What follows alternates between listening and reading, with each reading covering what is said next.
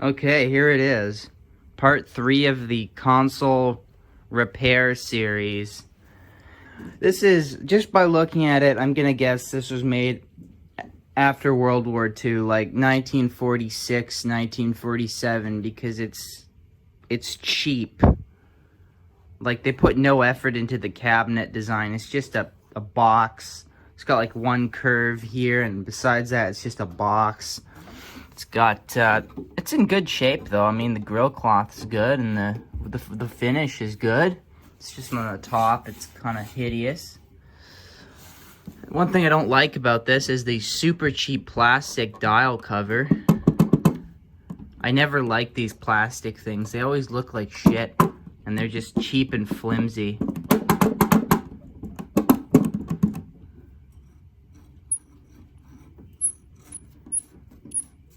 Sounds like it needs oil. Power switch, tone control, volume control, band switch.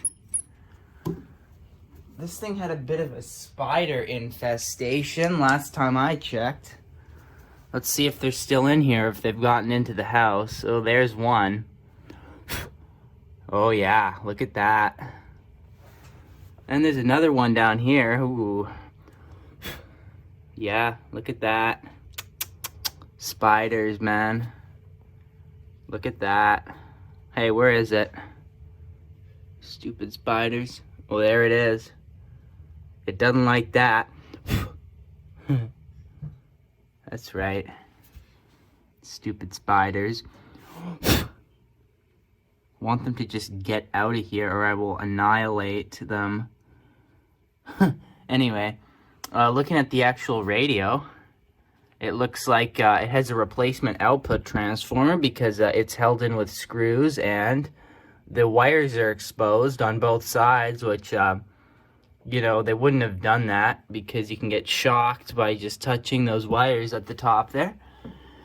And this, you can tell this was cheap because these are kind of outdated tubes for the late 40s. Like, yeah, there's a few metal tubes in there, and it's cheap because the power transformer is microscopic. And it's just cheap because it's cheap. There it is. Couldn't find any information on that, but look. It was made by Electro Home. Not even made by the actual company that sold it. Actually, it was sold in a department store. Huh. Okay.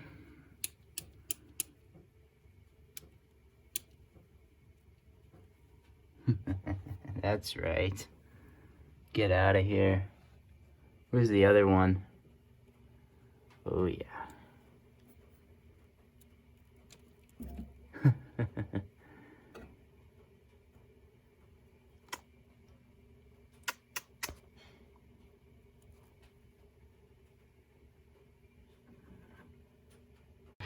So unfortunately lost some video because my battery died, so now you can't see me killing the spiders, unfortunately. But here's the remains of one of them. Nice and flat. 2D spider now. That's exactly what we wanted. I pulled out the speaker and the chassis, and here they are. Here they are. Man, I'm knocking crap over. Lost one of the knobs. Great. Anyway, here it is. Nice rust on the power transformer. Nice dust. Look at that. Layers of dust. Look at that.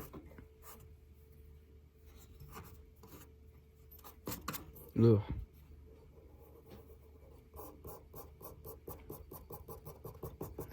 Yep.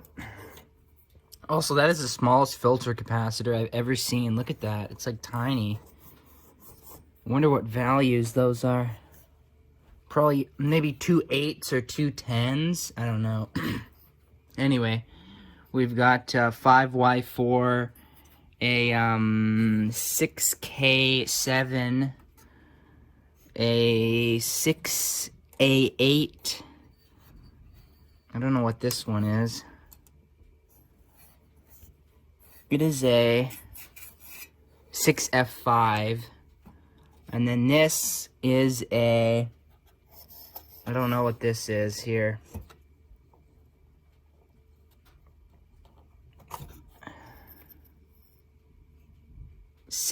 P5G. I've never heard of that before. And I definitely don't have any of those on hand. So it's better be good or I will have to rewire something. And this is your 6F6 audio output. So it's a pretty typical little radio. It's just kind of... I just don't like the size of the power transformer. It's pathetic. For a 6-tube radio, this is pathetic. This is the kind of thing I'd expect in a 4-tube radio. Anyway, let's flip it up.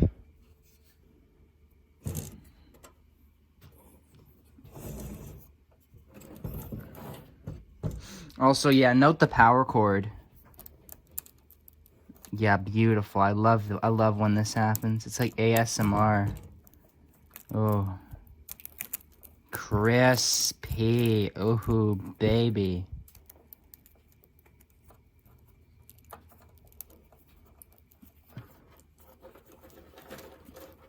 Look at that. Oh, look at the plug. Look at the plug. It's missing one of the prongs. Beautiful. Yeah, look at that crispy. Actually, I'm just going to cut that right off because who needs that getting in the way? There we go. So, let's flip it up.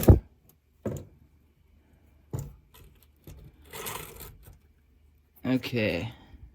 Oh, it's got a metal bottom. I wasn't expecting that for such a cheap radio. Have to get that off. Okay, here it is. Not too much in there. Not too much in there, which is good. It's like nice, laid out nicely. It's not all stacked up in layers. You know, you can get to all the components easily for replacement. All the components are, you know, nicely laid out. You can easily get to them and replace them. So this is a good design, actually. So the filter capacitor is 2 wires, and then we got this box, which could be a replacement. Actually, it could be original. It could be a replacement. Who knows? 8 at 450. It's pretty common. So, I think we should just power it up and see what it does, actually, you know? It's good to take risks, you know?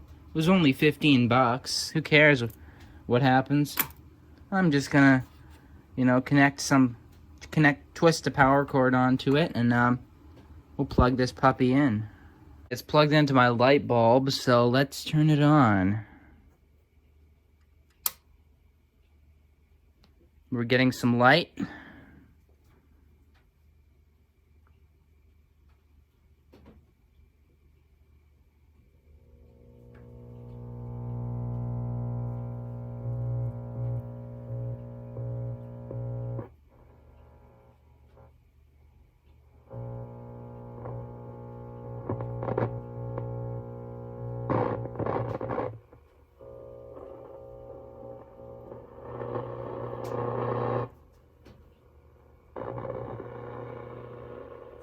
During any glitch. And chill. After the update here.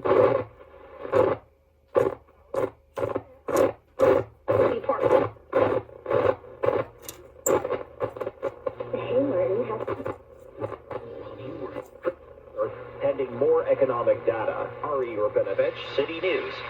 Some political experts are calling.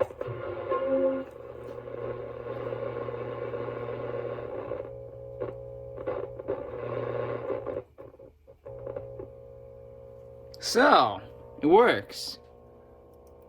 Amazing.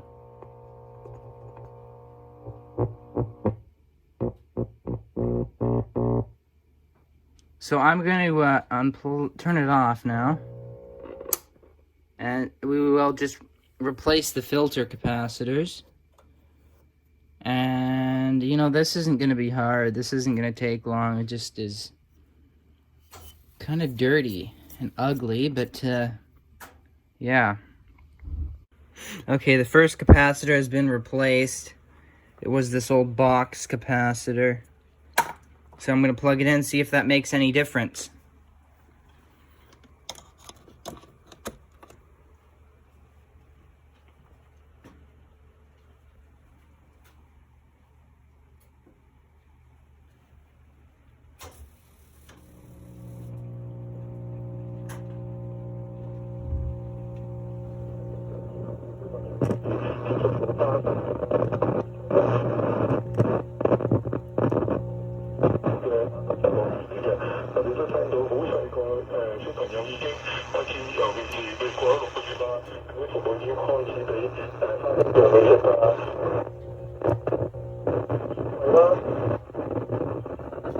Volume control is definitely bad.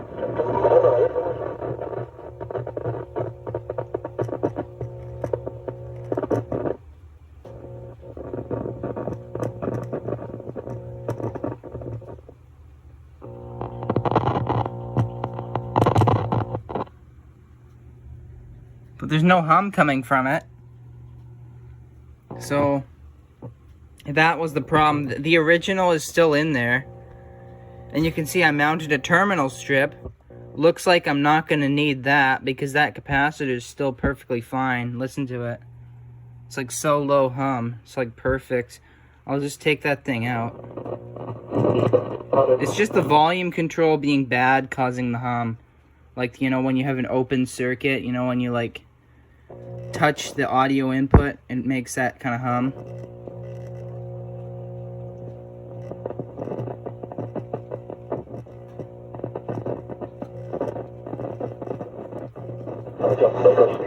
Anyway. Okay, so I've measured across all the capacitors. There's 2 in here that need to be replaced, maybe 3. So the first one is this. It goes from between the plate to ground. It needs to go. This one has about 60 volts across it. It also needs to go. And this one has about 0 volts. This one has like 2 volts across it. This one has like 0 volts across it. This one, it's a tone capacitor. It probably will be fine. This one needs to go. This is the grid coupling capacitor, and it's actually good. It's actually not leaky at all. I measured the grid. It's negative 4 volts, so actually this is perfectly fine, but I might just want to replace it anyway. Or do I? Do I even want to replace these capacitors? The biggest problem is the volume control being completely destroyed. Maybe I should just fix that and then be done with it. I probably won't use this that much. It's okay, but it's just another radio. It doesn't even have an audio input. There's nothing good to listen to on AM. I don't know. We'll see. I just think I might have to fix this volume control. I was thinking I would swap the wires from this to here. So I would basically just get rid of the tone control and move the wires from the volume control over to the tone control so that it'll actually work properly and not be all scratchy and staticky. Because this control is completely destroyed. It barely works. Like, it only works in like one spot, and the rest of the time it's just a loud hum. So yeah, this thing also doesn't feel right. It feels like there's a big hole in it, you know, like spins easily at the bottom, and then at the top it's like normal. Something wrong with it. But yeah, there's actually not much to be replaced in here. So here's what I've done. I eliminated the tone control and just soldered the stuff to the tone control here.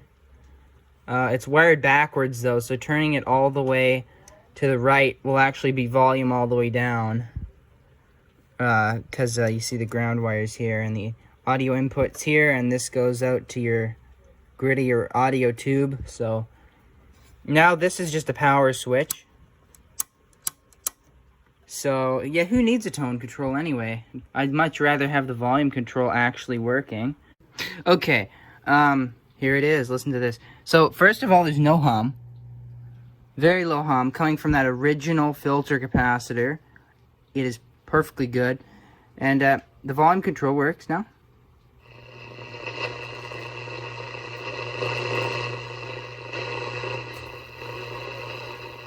Oh yeah, the light bulb is loose. But anyway.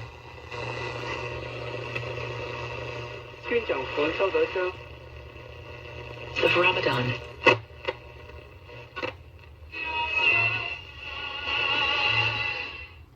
So, I'm going to replace this capacitor and the grid capacitor and the plate to ground capacitor, and then this thing will be good to go back in the case. Like, there's really not much in here, which I like.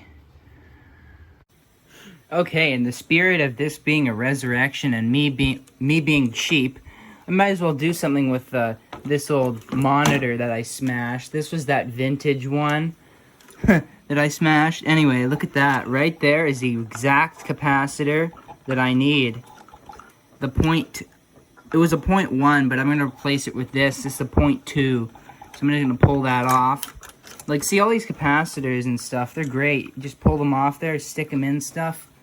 And, yeah, a lot of them are like 1,000 volts, too. Like, some of the ones over here are like 2,000 volts. So, there's some good capacitors on these monitors and TVs. Here are my 3 capacitors I replaced. We got the 0.01 grid coupling capacitor, the 0.005 plate to ground capacitor, and the 0.2 RF bypass capacitor. So, this thing's good to go now. We just gotta test it out and see if it works. Should do. I just cleaned up the chassis a bit, you know, with a brush, and I cleaned off the tubes, and I put some oil in the tuner. So let's turn it on now.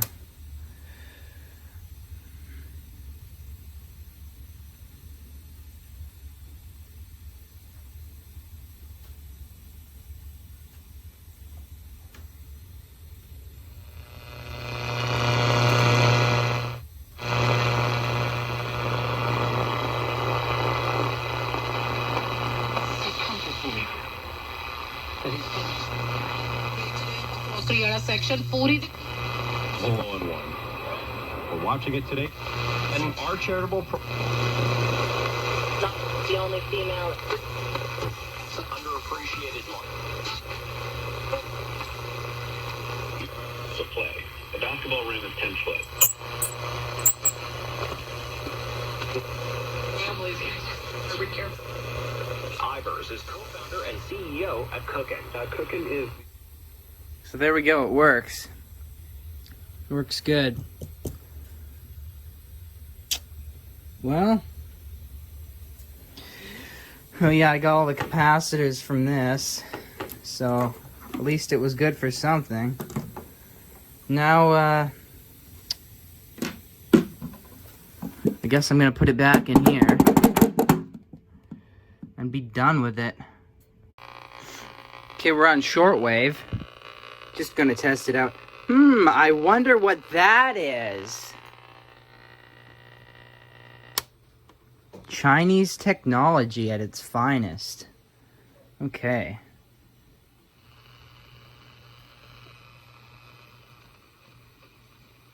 Maybe we can get that time clock station. I think it's at 10 megahertz.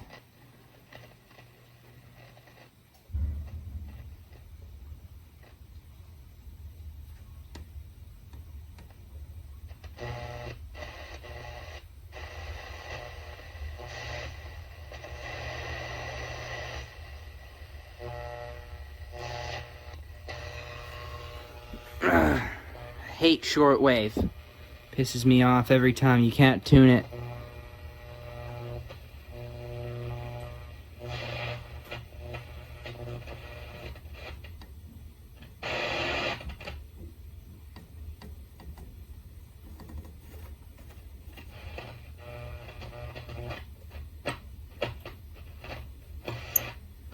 I bet all that loud buzzing and humming is coming from some computers and TVs around the house and in the neighborhood.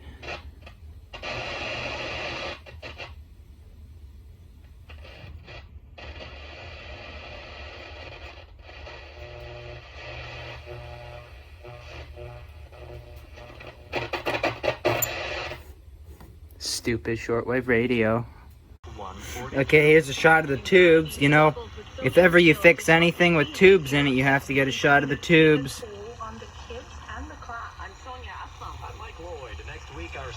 That's why people don't like metal tubes, because you can't see them glowing. People always like the glass tubes because you can see the glowing.